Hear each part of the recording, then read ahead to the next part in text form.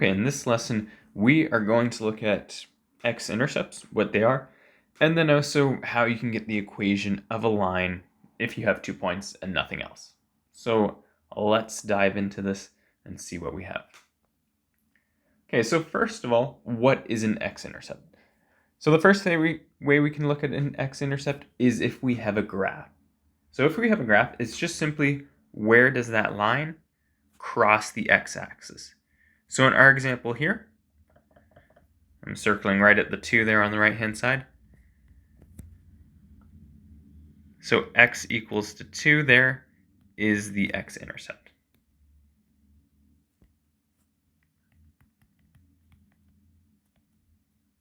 And that's because that's where the line crosses the x-axis. Remember, the x-axis is the horizontal one. All right. What if you want to find out what the x-intercept is, but you don't have a graph? There is an algebraic way we can do this. And how we do that is we set our y value, whatever it is in the equation, set it equal to 0. And then you only have one variable left, which would be x, so solve for it. So let's see that in this example. So we have 3x plus 2y equal to 6. Now when I say set y equal to 0, just replace the y and replace it with a 0. So instead of 2 times y, you have 2 times 0 now. And that's equal to 6. Okay, and what does that leave you with? Well, 3x plus 0 equals 6, because 2 times 0 is 0. And, well, that just leaves you with 3x equal to 6. So now we want to solve for x. And so that's going to mean moving that 3 over beside the x and doing the opposite operation. So right now it's multiplication.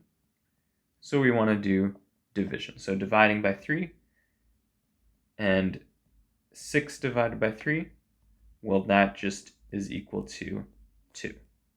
So x equal to 2 is your x-intercept in this case. All right. So let's go through this equation, and let's determine the x and the y-intercepts of the following line. So remember, x-intercept, that's where we set y equal to 0. So let's start with that, because that's what we just went through. So x-intercept here. And then we'll do the y-intercept afterwards and just give a quick reminder of what that is. So the x-intercept set y equal to 0. So 4x minus 3 times 0 minus 12 equals to 0.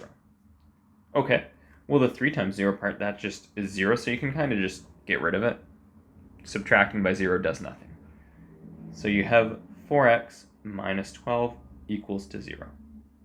Now, remember when you're solving an equation like this, we need to move this minus 12 over first before we move the 4 over. So the minus 12 becomes a plus 12. So 0 plus 12 is just 12. And then now you can move the 4 over. And the reason why is we're looking at it kind of in reverse BEDMAS form. So usually we end with addition and subtraction, but when we're moving parts over, we start with addition and subtraction. Oh, sorry, that should be dividing by 4. And then x is going to be 12 divided by 4, which is just 3. And so there we have it. We have our x-intercept. What about the y-intercept in this case? So we've looked at the y-intercept previously, and we know what it is on the graph where it crosses the y-axis. And just like the x-intercept, we can solve for it algebraically, but this time you set x equal to 0. So that would mean in our equation you have 4 times 0 minus 3y minus 12 equal to 0. So 4 times 0, that kind of just disappears away. And so you just have minus 3y minus 12 equal to 0. So again, move the part with the subtraction first. Turn that into a plus 12 on the other side. So 0 plus 12 is 12. And then now we have negative 3y. So make sure you include that sign in front. and so you're going to divide by -3. And if you divide by -3, you'll something like this, 12 over -3, which positive number divided by negative number will give you a negative answer. And 12 over 3 is just 4. So -4 is the answer. So -4 is our y-intercept. X-intercept is 3. All right, now let's go ahead and see how we can actually make use of these intercepts. So with intercepts, we can actually create a graph fairly efficiently, actually, by simply plotting where those x and y-intercepts are and then drawing a line through them. So for the example we just went through, we'd found out that the x-intercept, we had gotten an x-intercept of 3 and a y-intercept of -4. So what could you do? We'll plot the x-intercept, so again, along the x-axis, which is your horizontal one. So we have, that's our x-intercept. And then the y-intercept, which is -4, so down here. And now, just draw a line between them. You have 2 points, so you can make a line out of them. And use a nice straight edge.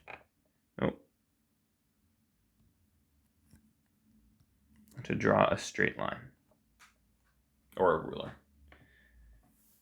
Okay, and there we have a rough graph just based off the x and the y-intercept of that particular equation. So in this case, we didn't even have to find out the slope. We didn't even have to convert it to y equals mx plus b form. Just using the intercepts, we can create that graph fairly quickly. All right, now let's shift gears a little bit. What if we had 2 points? How would we find the equation of a line based off 2 points? So there's going to be 2 things we want. So as usual, we want to find out the slope of the line and the y-intercept of the line. So to find out the slope, let's begin with that. So the slope, you could think of this, let's draw a very rough sketch of where these points are. So the point 2, 4, let's say it's there, and 4, 10, way up. So I'll just label them, so that's 2, 4, and 4, 10. Okay, and again, when we're looking for the slope, we just need to think, how far across are we going? And how far up are we going? And this is where we can compare the x values. So the x values, you have 2 and 4. So if you're going from the one to the other, you're actually going across 2. Because we have to increase from, well, 2 plus 2 is 4. What about the y values? So we're starting at a y value of 4 and we're going to 10. So that actually means we go up by 6. 4 plus 6 gives us 10. So we actually have a rise over run of 6 over 2, which is just 3. And I'll just show another way of doing this. Another way is to use this form of the slope. What this form is saying is you're using your coordinates. So y2, x2 being the x and the y coordinate of one of your points, y1 and x1 being the x and y coordinate of your other point. And then you could do something like 10 is the x coordinate of your one point minus, or sorry, the y coordinate, minus 4 the other y coordinate. 4 is the x coordinate minus the 2, which is the other x coordinate. And there you get 6 over 2 equal to 3 as well. So we have our slope value to get us started. Next, we need a y-intercept. Well, now that we have a slope value, we can look at this like we've done in previous questions. Write out your general formula, your y equals mx plus b formula, but write it with your slope replacing the m value. So y equals 3x plus 4, or plus b. Okay, now sub in a point. So I'll sub in 2, 4. So that's going to mean x is equal to 2, y is equal to 4. So we can have 4 is equal to 3 times 2 plus b. And now solve for b. So if we have 4 equal to 3 times 2, well, that'll be 4 equals to 6 plus b. And then we just need to move that 6 over. Right now it's positive, so we can subtract it. And so 4 minus 6 equals b, well, which means b is just equal to -2. And so there's our second crucial piece of information. So in the end, combining those two pieces of information, we will have y is equal to 3x minus 2. And that's the equation of the line.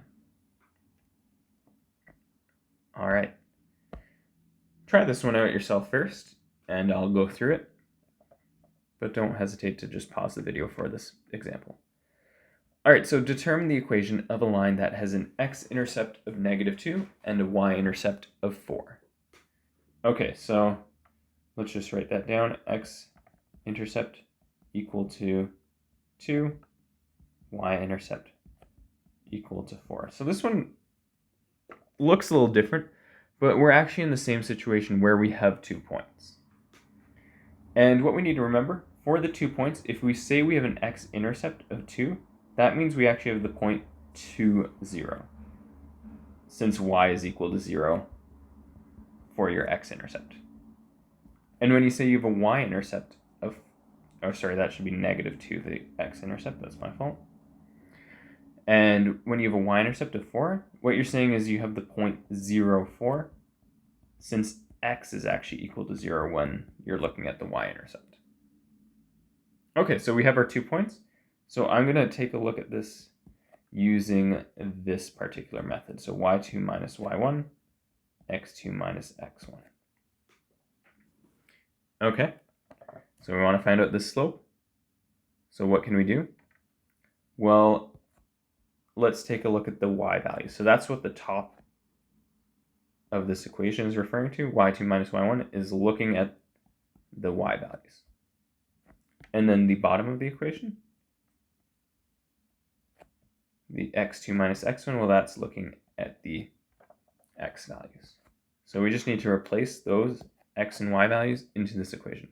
So we're looking at the change in the y values. So we could do 4 minus 0.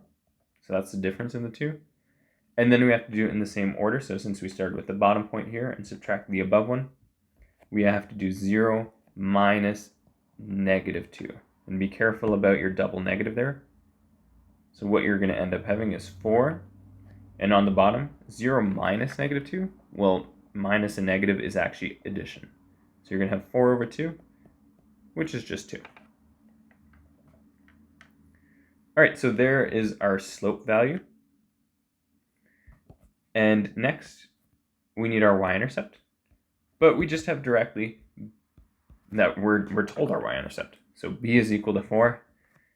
And so combining that all together, we can say the equation of this line is y equal to 2x plus 4. And there we have it.